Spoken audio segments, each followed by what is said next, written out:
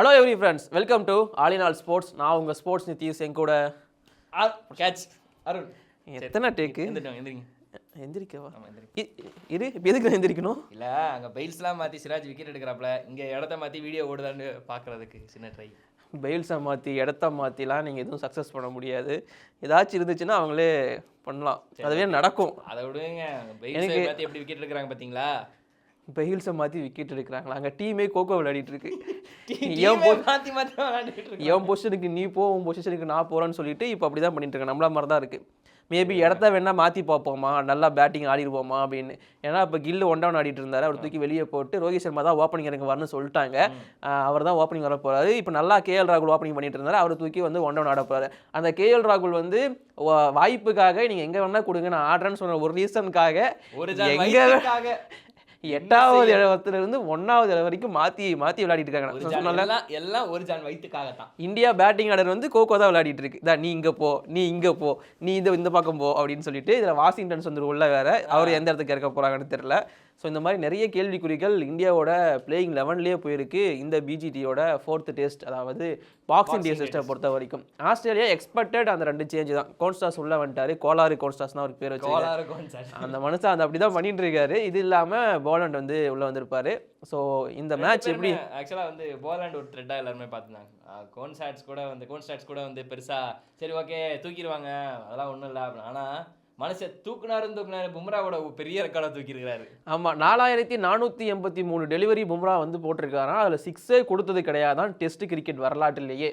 But அவரை வந்து வந்த முதல் நாள் Bumrah number 1 ranking test bowler, 2 6, அதுவும் 1 அன்ஆர்த்தடாக்ஸ் ஸ்டார்ட்ரு. அந்த 4 6லாம் ஒரு ஓவரில் 18 ரன்லாம் பும்ரா கன்சிட் பண்ணதே கிடையாதான். அதை அடித்தார் நம்மளோட கான்ஸ்டாஸ். என்ன அடிச்சு தான் எடுத்துக்காரு தவிர அவராக கொடுத்தது கிடையாது. வரலாற்றில் முதல் முறையாக அடித்தது வந்து 19 வயசு சாம் கான்ஸ்டாஸ். டெபியூட் மேட்ச்சில் ஆஸ்திரேலியாவில் 60 ரன்லாம். அதெல்லாம் அல்டிமேட்டுங்க அந்த மனுஷன். ஏன்னா பாரு, இவர் வந்து ஃபியூச்சர் தான் இருந்தாலும். இதெல்லாம் பெரிய விஷயம். பிரைம் மினிஸ்டர் லெவலில் எல்லா பவுலிங்கையும் போட்டு விரட்டி எடுப்பாரு. ஆமாம், எக்ஸாக்டா ஒரு செஞ்சுரி அசால்ட்டாக அடிச்சுட்டு போவார். கோன்ஸ்டாஸோட ஃபேமஸ் எதுக்குன்னு பார்த்தீங்கன்னா, அவர் வந்து இந்த ரிஷப் பண்ணிட்டு டிராவிஸ் ஹெட் மாதிரியான ஒரு பிளேயர். அதாவது ரொம்ப வேகமாக ரன் அடிப்பார், அது டெஸ்ட் மேட்சாக இருந்தாலுமே. ஸோ அதுதான் நடந்துருந்துச்சு. ஆல்மோஸ்ட் 90+ ஸ்ட்ரைக் ரேட்டில் வந்து ஆடி இருப்பார். அடித்தா 4 6 தான். அன்ஆர்த்தடாக்ஸ் ஷாட், அந்த நியூ பாலில் ஆடுறதெல்லாம் அவ்வளோ ஈஸியான விஷயம் கிடையாது.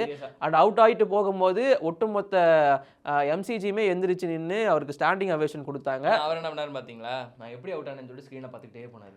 19 வயசு இல்லை. ஸோ அது இருக்கும் அந்த கியூரியாசிட்டி. அண்ட் இது இல்லாமல் இன்னும் ஒரு சில சம்பவங்கள் நடந்துச்சு. சிராஜ் வந்து கோன்ஸ்டாஸை வம்புக்கு இழுத்துட்டு இருந்தாரு. அண்டு மிகப்பெரிய லெஜண்ட் அப்படின்னு கருதப்பட்ட கோன்ஸ்டாஸே என்னோட best favourite cricketer Virat Kohli தான் சொல்லியிருக்காரு. ஆனால் அந்த விராட் கோலி போய் கோன்ஸ்டாஸை இடிச்சிட்டு வம்புலாம் இழுத்துட்டு இருந்தாரு. மைண்டை மாத்துறதுக்கு ப்ரோ வேற ஒன்று. ஒரு பிளேயர் சொன்னாங்க, எனக்கு ஒரு பிளேயர் உங்களை இன்ஸ்பிரேஷனாக வச்சு உள்ள ஆட வந்திருக்காரு. அவருக்கு நீங்கள் வந்து மரியாதை கொடுக்க வேணாம். அவர் வந்து கொஞ்சம் ரீசெண்டாக ட்ரீட் பண்ணியிருக்கலாமே. அந்த எதா இருந்தாலும் பழக்க வழக்கம்லாம் வீட்டுக்கு வெளியே. ஆனால் எனக்கு அங்கே தான் ஓஜி விராட் கோலியை பார்த்த மாதிரி இருந்துச்சு. இதுதான் ஆக்சுவலி விராட் கோலி. இப்படிதான் விராட் கோலி இருப்பாரு. இந்த விராட் கோலியோட மைண்ட் செட்டு தான் அத்தனை செஞ்சுரி அடிக்க வச்சுது. இடையில கொஞ்சம் சாஃப்ட் ஆனாரு கல்யாணத்துக்கு அப்புறம். அதுதான் கொஞ்சம் சரியாகல. ஒன்றும் இல்லை, லியோவா இருந்தாரு. எக்ஸாக்ட்லி. இப்போ திரும்ப அந்த லியோவை பார்த்த மாதிரி இருந்துச்சு கோன்ஸ்டாஸுக்கு எதிராக அதை பண்ணும்போது. அண்ட் இந்த இன்சிடென்ட்டை பற்றி, அதாவது விராட் கோலி அண்ட் கான்ஸ்டாஸ் ஒரு சில வார்த்தைகள் வந்து மாறி ஷேர் பண்ணிக்கிட்டாங்க. கவாஜா தான் வந்து அதை சால்வ் பண்ணி வச்சாரு.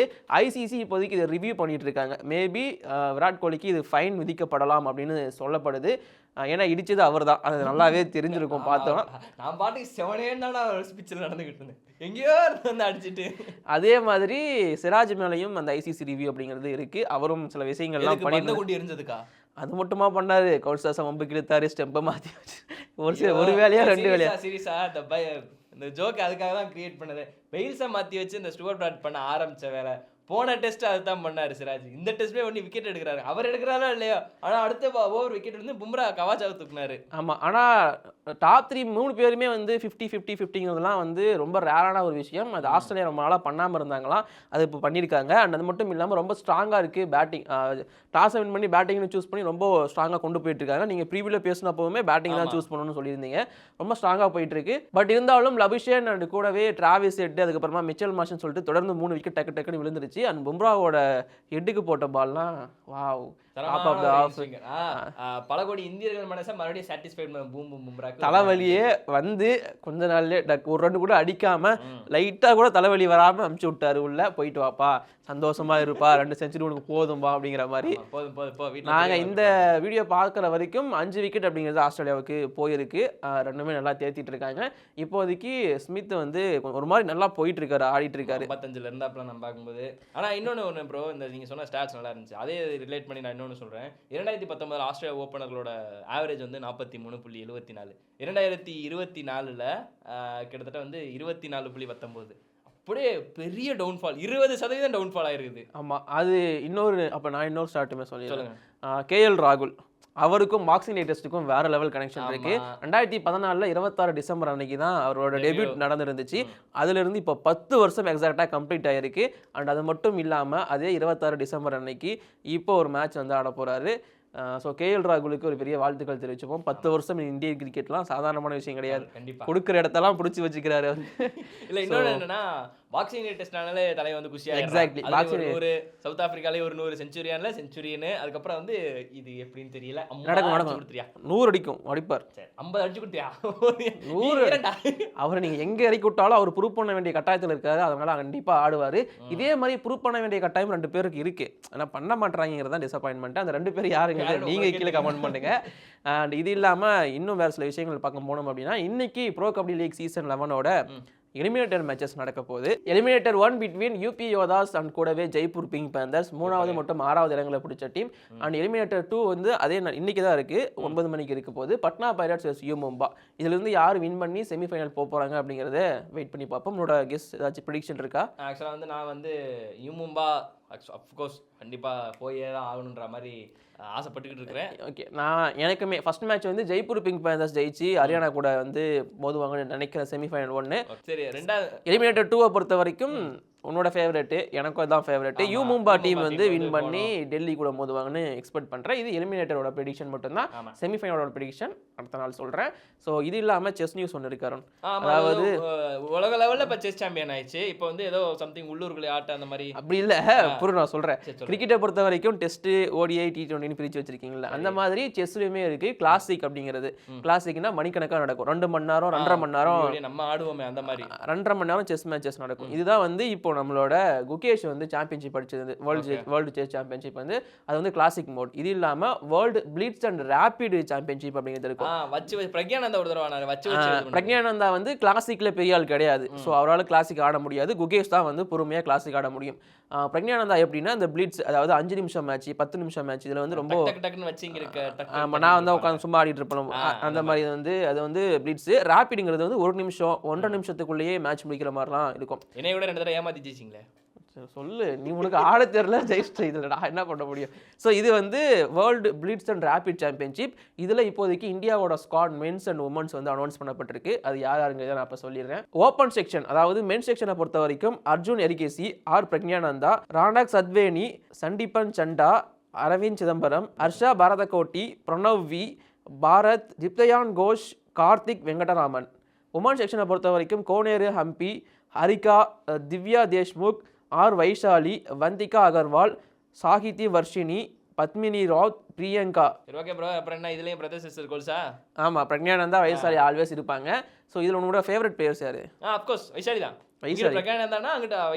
எனக்கு திவ்யா தேஷ்முக் தான் உமன் செக்ஷனை பொறுத்த வரைக்கும். ஏன்னா அவங்க ஆடுறது எனக்கு பிடிக்கும். அது இல்லாம கோனேரு ஹம்பியுமே நல்ல ரெக்கார்டு வச்சிருக்காங்க. ஸோ பார்ப்போம் என்ன நடக்க போகுது அப்படிங்கிறது. ஸோ இந்த இந்தியன் ஸ்குவாடை பொறுத்த வரைக்கும் ஒரு நல்ல டாமினன்ஸ் பண்ணுவாங்க அப்படிங்கிற நம்பிக்கை நமக்கு இருக்கு வேர்ல்டு பிளிட்ஸ் அண்ட் ரேபிட் சாம்பியன்ஷிப்பை பொறுத்த வரைக்கும். ஸோ இதை பற்றி நான் அப்டேட் அடுத்தடுத்து நான் உங்களுக்காக அப்டேட் பண்ணுறேன்.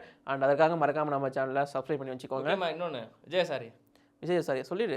விஜயசாரியில் வந்து தமிழ்நாடு பலத்த அடி வாங்கிட்டு இருக்குது. இங்கே சென்னை வந்து அடுத்த கொஞ்ச நாட்களுக்கு மழையில மேட்ச் முடிச்சதுக்கு அப்புறம் அடி வாங்கிச்சா இல்லையான்னு சொல்லிடுவோமே. ஆல்ரெடி அடி வாங்கிட்டு இருக்கிறாங்க. விஜயசாரியில் இப்போ விஜயசங்கர் வந்து 13 ரன்ல இருந்தாருக்கிறாப்புல. ஷாருக்கான் வந்து 3 ரன்ல இருக்கிறாரு. பாபா இந்திரஜித் தான் ஹையஸ்ட் அவுட் ஆயிட்டாரு. அவுட் ஆயிட்டு ஹையஸ்ட் ரன் ஸ்கோரா இருக்காரு. கொஞ்சம் ஆர்வப்பட்டாரு. மேட்ச் முடிஞ்சதுக்கு அப்புறமா நாளைக்கு அந்த அப்டேட் உங்களுக்காக கொடுக்குறோம். அண்ட் உமன்ஸ் மேட்சை பொறுத்த வரைக்கும் இப்போ ஆடிட்டு இருந்தாங்கல்ல, அதுல வந்து அர்லின் துயலோட கம்பேக்கை பத்தி நிறைய பேர் பேசிட்டு இருந்தாங்க. இப்பதான் வந்து தெளிஞ்சிருக்குது ஒட்டு மொத்தமா. இந்த ரீல்ஸ் எல்லாம் கொஞ்சம் விட்டுட்டு இப்போ வந்து மேட்சை ஃபோக்கஸ் பண்ணிட்டு இருக்காங்கன்னா உண்மையிலே சொல்லணும். எக்ஸாக்டா தான். ஏன்னா இதுக்கு முன்னாடி மேட்ச் தான் அர்லின் துயலா எதுக்கு டீம்லன்னு கேட்டேன். பரவாயில்ல அடிச்சிருக்காங்க. இல்ல உண்மையில முதல் மேட்ச்ல ஒரு 35 ரன்னுக்கு அவுட் ஆவாங்க. அதுலயே வந்து அவங்களோட கான்ஃபிடன்ஸ் அந்த பேட்டிங் சவுண்ட்லேயே வந்து தெரிஞ்சுது. மேபி ஒரு ரிடம்ஷன் வரலாம். ஓகே, எல்லாருக்கும் ரிடம்ஷனை போட்டு போக வேண்டியதான். சரி, ஓகே. இது இல்லாமல் பாக்ஸிங் டே டெஸ்ட் அப்படிங்கிறது இந்த இந்தியா ஆஸ்திரேலியா வெர்சஸ் இந்தியா மட்டும் கிடையாது. இது இல்லாமல் இன்னும் 2 டெஸ்ட் மேட்சஸ் இருக்கு. ஒன்று வந்து ரொம்ப முக்கியமான போட்டி சவுத் ஆப்பிரிக்கா வெஸ் பாகிஸ்தான், அதுவும் பாக்ஸிங் டே டெஸ்டா. இது இல்லாமல் ஜிம்பாப்வே வெஸ் ஆப்கானிஸ்தான் பாக்ஸிங் டே டெஸ்ட்டும் நடக்க போகுது. பட் அதில் ஆப்கானிஸ்தானோட ரஷீத் கான் வந்து ஆட மாட்டார்னு சொல்லியிருக்காங்க. பர்சனல் ரீசன் காரணமாக அவர் ஊருக்கு போயிருக்காராம். சரிப்பா, லீவ் எடுத்துக்கிட்டோமே. சரி, முக்கியமான டெஸ்ட் மேட்ச் ஆடி இருக்கலாம்ன்றது என்னோட ஒப்பீனியன். சரி, ஓகே. இதெல்லாம் இப்போதைக்கு இருக்கிற அப்டேட்டு. வேறு ஏதாச்சும் வேணும் அப்படின்னா மறக்காம கீழே கமெண்ட் பண்ணுங்க. அப்புறம் நாங்கள் போயிட்டு வரோம். பாய்.